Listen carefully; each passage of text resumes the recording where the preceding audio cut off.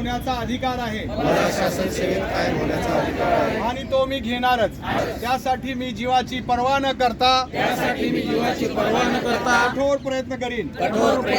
माझ्या या नोकरीवर माझे संपूर्ण कुटुंब अवलंबून आहे याची मला जाणीव आहे।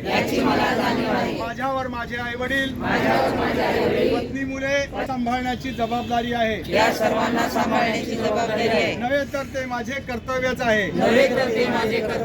आणि हे कर्तव्य पार पाडत असताना येणाऱ्या संकटांना मी समर्थपणे व मोठ्या धाडसाने सामोरे जाईल।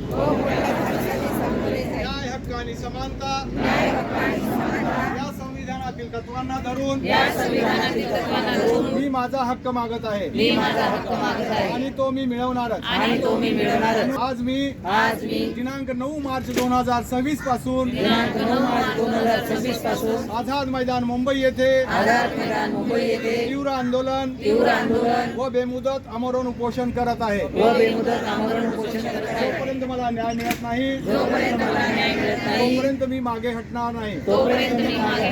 शासन सेवेत कायम होण्याचा शासन निर्णय होत नाही तोपर्यंत मी आझाद मैदान मुंबई सोडणार नाही। जय हिंद।